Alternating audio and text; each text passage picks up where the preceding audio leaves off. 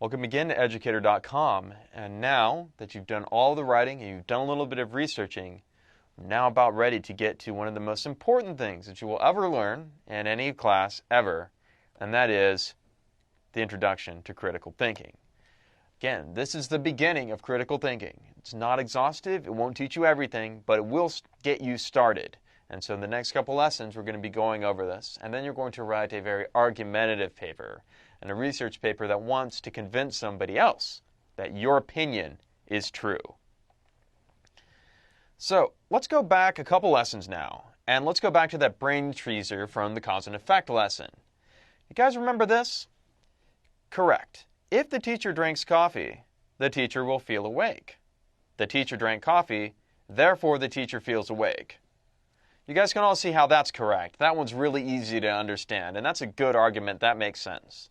Do you guys remember this one, though? If the teacher drinks coffee, the teacher will feel awake. The teacher feels awake, therefore the teacher must have drank coffee.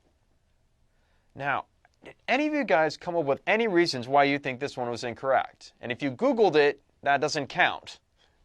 But did any of you figure out why this one might be incorrect? Well, let's kind of figure out what that answer is. First off, why did it have to be coffee? Here's what we know. If the teacher drinks coffee, the teacher will feel awake, and the teacher does indeed feel awake. But why did it have to be coffee? Well, how about an energy drink? Maybe I drank a Red Bull this morning and that's why I feel awake. Or maybe the teacher just got enough sleep. Or maybe the coffee was decaf. Or maybe there's a lot of other things that could have caused the teacher to feel awake. What I presented you with here is actually a logical fallacy. It's something called affirming the consequent. It's basically, if I put it in letters, it would say A implies B. B happened. Therefore, A must have caused it. Nothing other than A could have caused it. Okay, this is not true. This is a logical fallacy. And it's something that we're going to be learning about later. But if you could look at this and you could say, oh, I understand why this is incorrect now, then you're already well on your way to kind of understanding how kind of logic works and how critical thinking works. So why do we bother with critical thinking? Well, I'm going to explain what critical thinking is in a minute, but first off, I kind of want to give you a little sample of why we do it. First off, have you ever felt like a buckethead in class? And a buckethead is this. It's where you go to class and you sit down, teacher unscrews your head and pours knowledge into you, and then you move on to the next grade. Has school ever felt like that for you? Because I'm pretty sure it has. And if it ever has felt that way, well, critical thinking is a better way to learn, and it's part of something that, you're eventually introduced once, teachers think you're done being buckethead. How about this? Have you ever felt dismissed or disregarded or maybe a little frustrated when you said something that was really, really important to you, and somebody just said, oh, that's just your opinion. It doesn't matter. That's just your opinion. Okay. If you've ever felt that way, there's a reason why critical thinking will help you with this. Have you ever sat in class, watched something on TV, read something in the book, and you've wondered whether or not that teacher or that other authority was wrong about something? Or have you ever thought, at least, I don't think they're explaining this too well, or maybe there's something ambiguous here. I don't really follow them. I'm not sure if that's correct. If that's ever happened, critical thinking helps you too. How about this? You've done that internet research, right? And you understand how to find a blog by a person who's smart and a person who's credible. If you want to know about music, you go to a musician. And if you want to know about sports, you go to somebody who knows a lot about sports. But what if you're trying to get advice on how to be a really good musician, and you have one musician who says one thing, and another musician who says another thing, and they contradict each other? Well, they're both credible sources, right? So if you've ever felt confused when something like that has happened, then critical thinking is going to help you kind of sort out which person you should listen to. How about, and if you're going to avoid the bad, we're also going to get the good. First off, you want to research better, right? You want to research more quickly, and you want to write better research papers, correct? Well, critical thinking is going to help you find the right sources, and especially the right kinds of people to read and to follow and to listen to, and to, put into your papers so that your papers look really good and you get that nice A at the end. How about this? Are any of you thinking about college? Or anybody you thinking about jobs? Or any of you thinking about what you want to do right after you get out of high school? Well, long-term decisions have serious consequences, and we all got to think about those. We got to think about how we're spending our spare time. We got to think about jobs, colleges, and in general, just long-term goals. And as we do this, to make these very, very important decisions, we do need a critical thinking capacity. And you kind of have to, figure out whose advice you're going to listen to and what's good advice and what's a good decision and what's a bad decision. And critical thinking helps us to do that. Finally, I bet some of you are thinking about politics. Am I wrong? Well, who are you going to support? Are you going to support the party that your parents support? Are you just going to vote the same way your parents do? Well, some people do, a lot of people do, and some people have, a Republican dad and a Democratic mom, or vice versa, Democrat dad, Republican mom. I'm sure that happens sometimes. If that ever happens, you don't want to just vote for who your parents vote for, right? Well, maybe you need to kind of, think through it, think about which politicians you want to support, and also what laws and what public policies you think are best. Critical thinking will help you do that. Most importantly, remember how you felt really bad that one time that person said that's just your opinion and your opinion doesn't matter? Well, if you're a good critical thinker, you will actually learn how to not be that kind of person, and you will learn how to understand other people's opinions better.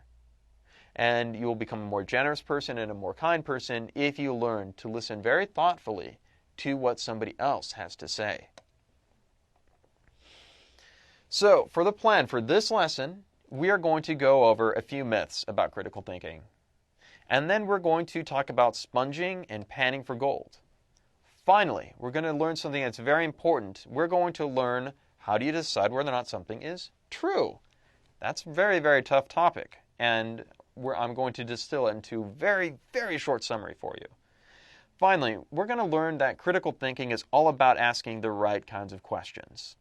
And I'll give you some examples of those right kinds of questions in a minute. Myth number 1.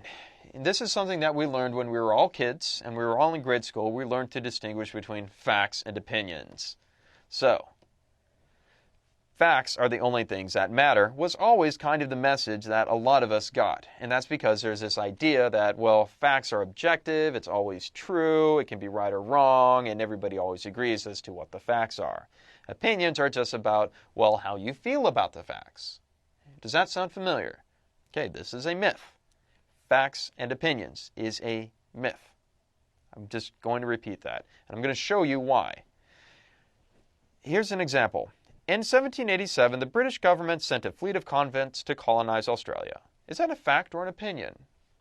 Miss Morgan has 2 sons. Is that a fact or opinion? Baseball is better than football. Is that a fact or opinion? That should be pretty obvious, right? We all know what facts and opinions are, and language, and when people talk, they always talk in these clear terms, right?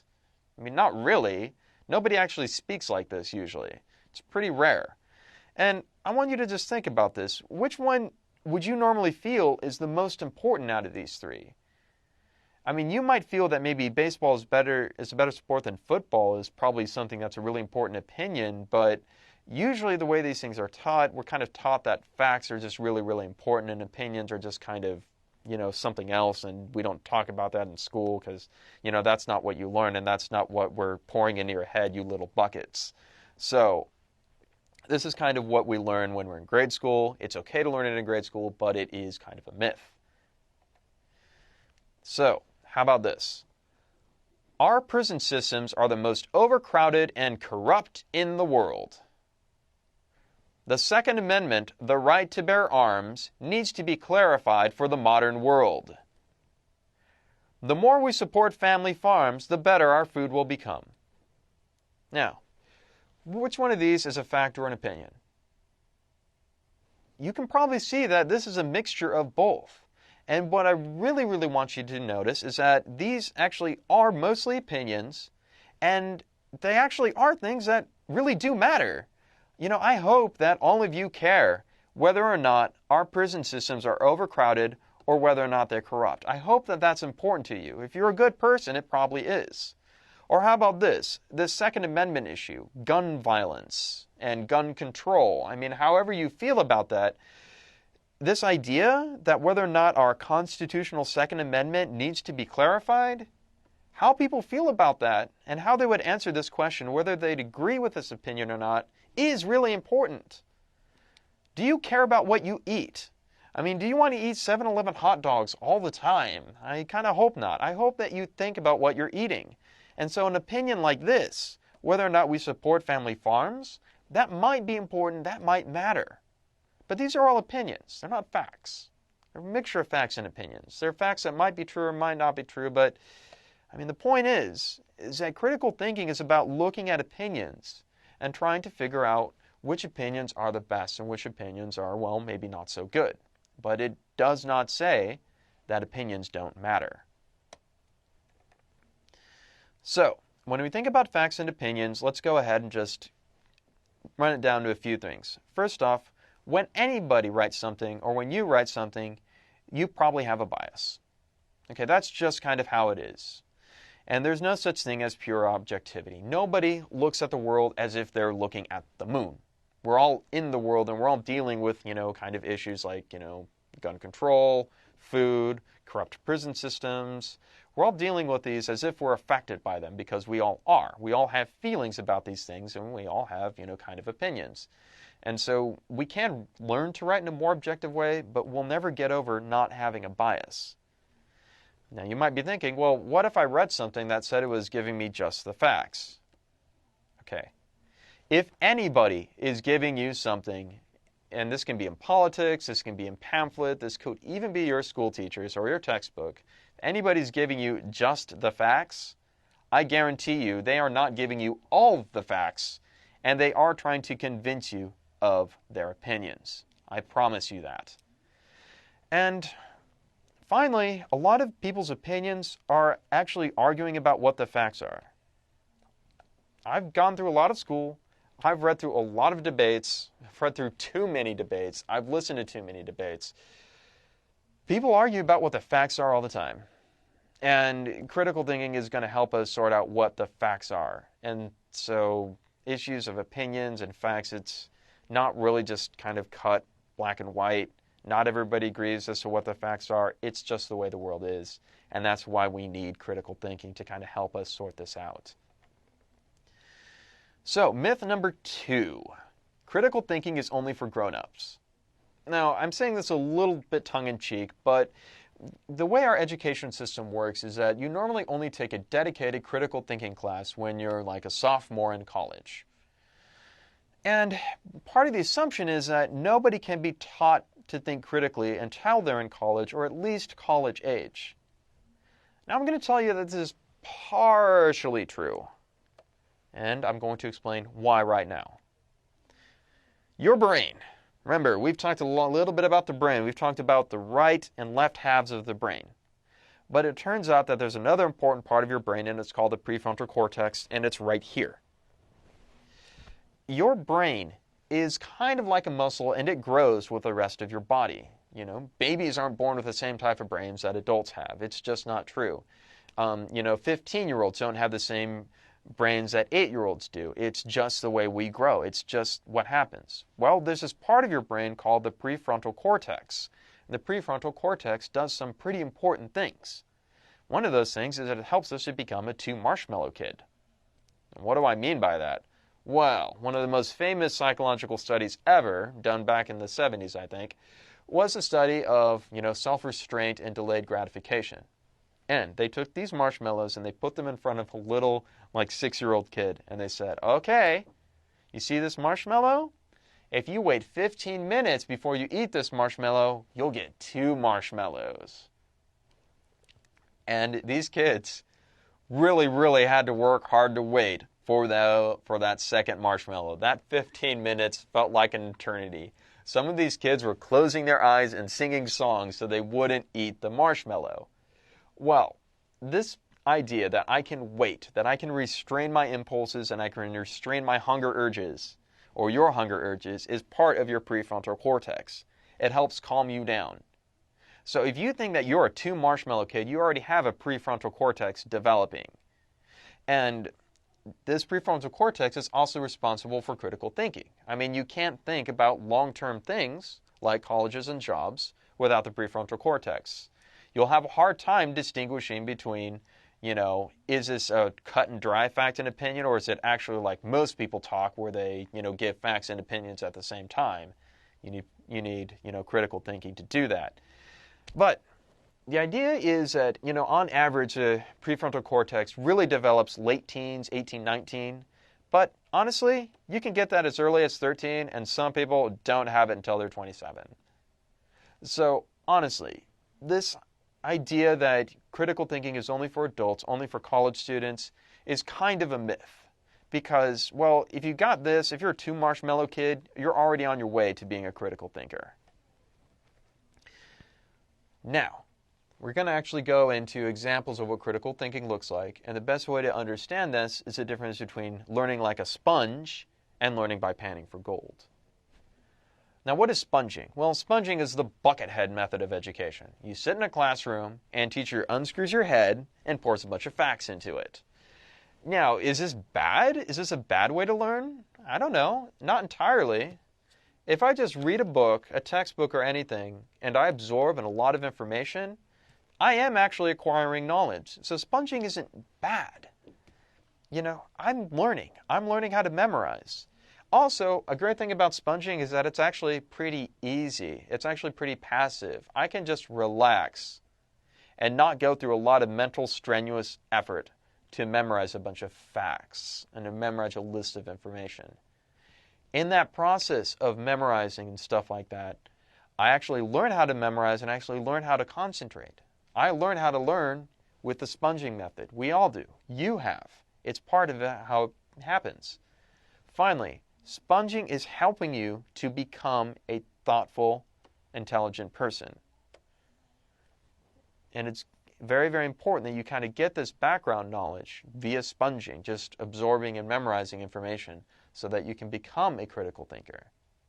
But sponging has a lot of disadvantages. First off, sponging really doesn't filter ideas. And what do I mean by filter ideas? Well, you remember when we were talking about websites and how some websites and some internet sources are better than others? Well, you don't believe everything that you read on the internet, trust me. But if you're sponging, you're just going to a website and memorizing all the information on that website and then not paying attention to whether or not it's right or wrong or whether or not a crazy person wrote it.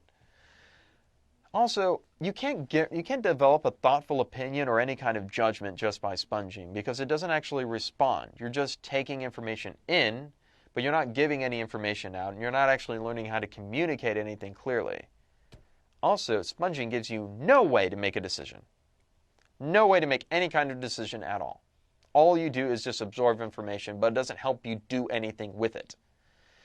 So, I could sum up everything that's a big problem with sponging is that it gives you no way to know which opinions are worth believing and which ones are worth rejecting.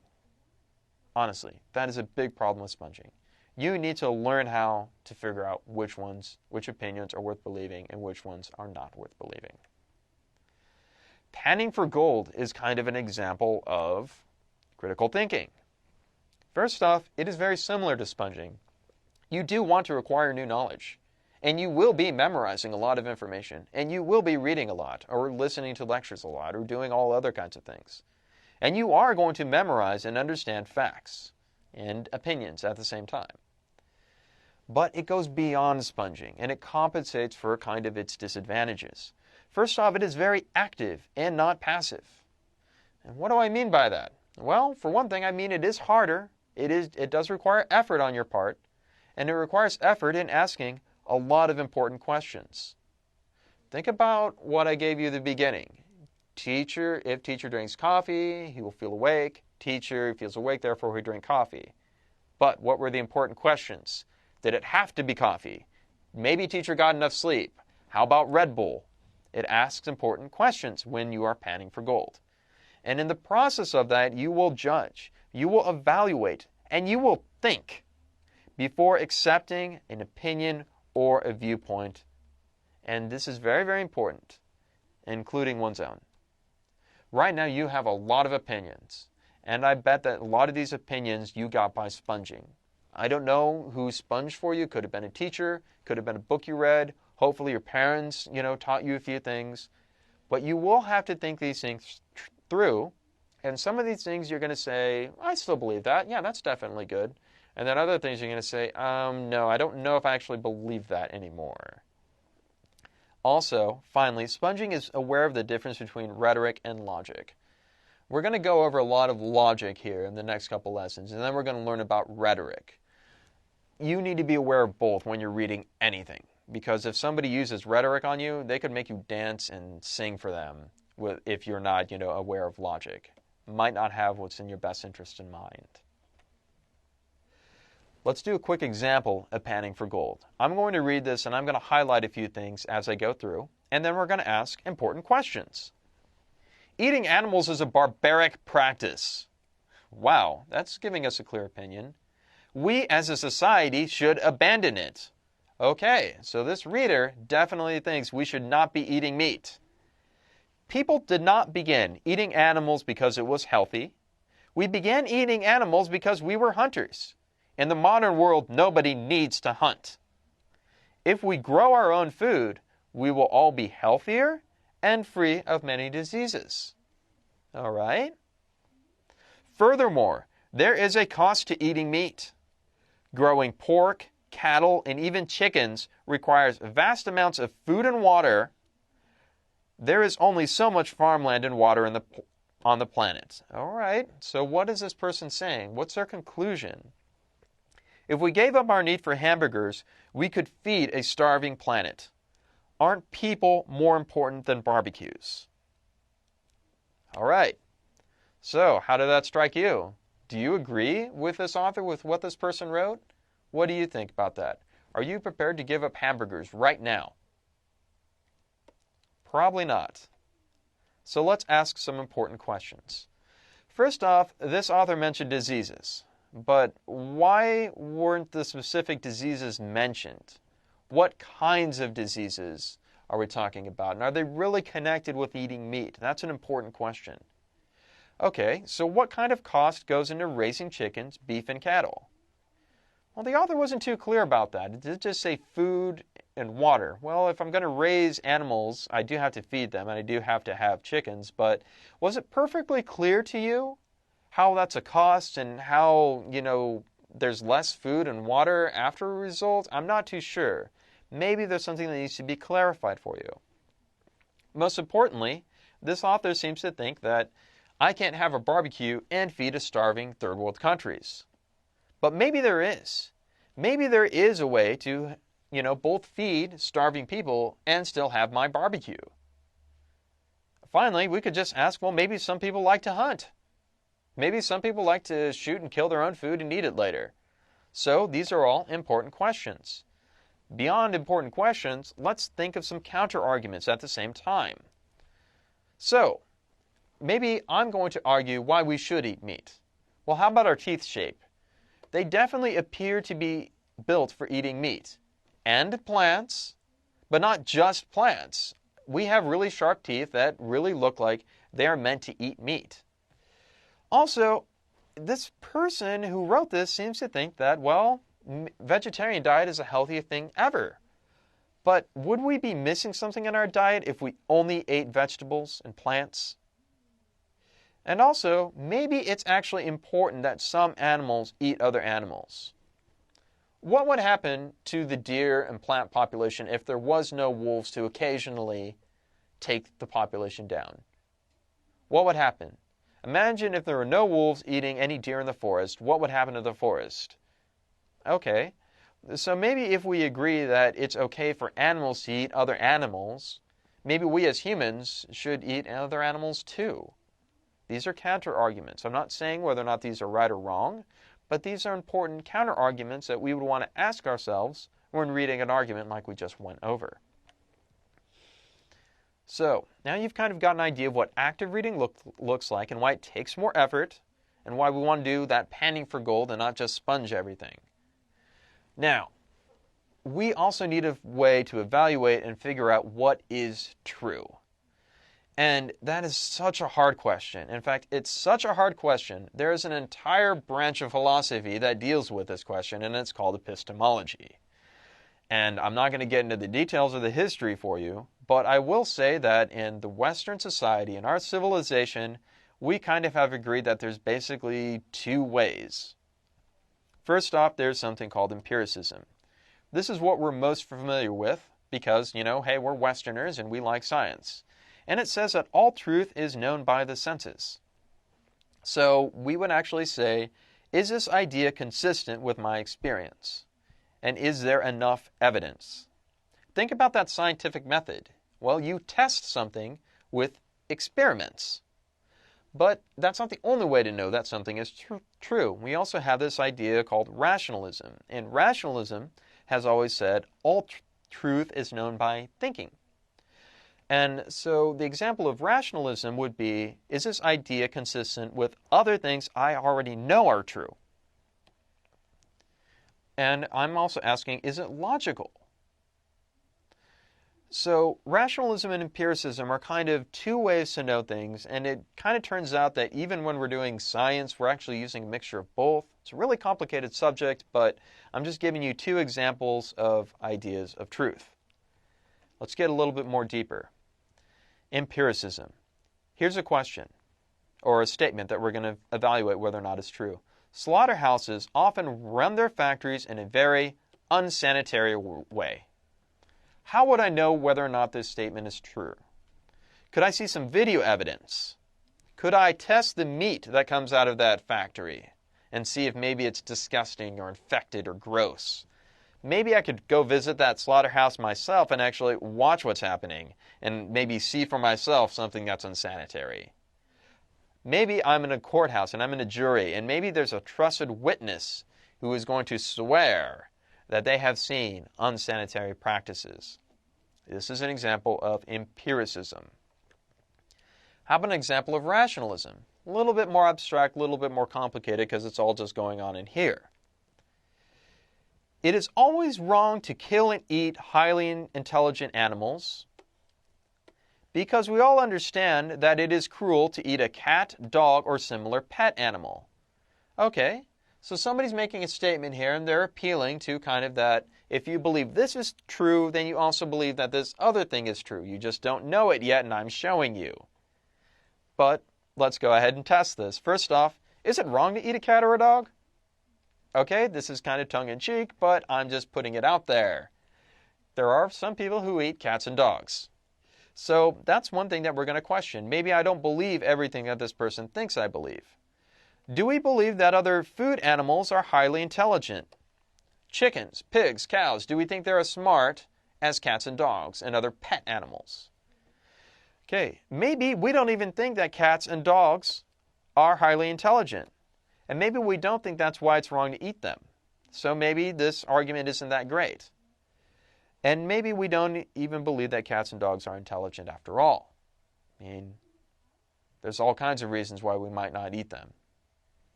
So, that's an example of rationalism, and we're going to ask some important questions. So, now we're going to go ahead and ask some of the right questions. These are just examples of issues that you can bring up every time you're reading something, especially when you can tell that this person is trying to convince you that their opinion is true or giving you just the facts. Okay, what are the issues and what's the conclusion? Okay, think about what we just read. What was the issue? Well, whether or not eating meat was wrong. Okay, well, what did that author think? Definitely thought that eating meat was wrong. What are the reasons?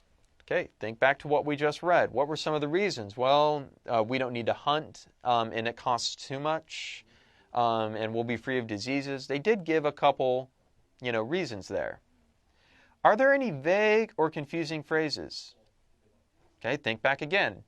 Did that author give you enough reasons to believe it?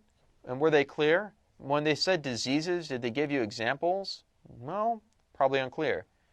What are the author's assumptions? Okay, this is something that the author already believes is true and just kind of hopes that you believe is true too. Okay, what was one of their assumptions? Well, that we can't eat meat and feed the third world. That was an assumption. They didn't tell you or argue why that might be true. They just kind of assumed that it was true. Okay, are there any counter arguments? We went through an exercise and we did some quick counter arguments, and you can see how that was helpful. Why does the author present some facts and not others? All right, so remember, somebody gives you just the facts. They're not giving you all the facts. And so why are they giving you some facts and not others? Probably because they want to convince you of something. But there could be other reasons why they omit certain facts. And so there's all kinds of reasons to leave out facts. I mean, sometimes the paper would just be too long if you gave them everything. But you have to remember that when somebody gives you facts, they're not giving you every fact possible. Most importantly, when they do give you facts, they might be used in a deceptive way. Okay, this is very, very important when we start getting into statistics later. But be careful about facts because it could be deceptive. Finally, most importantly, are there any fallacies in the reasoning? I've already given you an example of one fallacy. This thing causes this other thing. We see that this other thing happens, therefore, that other thing was there. That's a fallacy. But there's all kinds of fallacies, and in the next lesson, we're going to be going over some good logic and some bad logic that we call logical fallacies. Now, here is your assignment. Your assignment is to actually write out your opinions. And you're going to write these opinions in your journal, and you're going to write a couple questions. But please follow the critical thinking prompts posted on the website. And at this website, there'll be a lot of prompts that you can go over, that you can read, and that you can write your response to. So it only needs to be about one paragraph, and just make sure you provide reasons. And do this for, between 3 and 5 prompts. If you're still doing journal entries, I encourage you to do those too, but this is an important assignment for this week. Thanks again for using educator.com.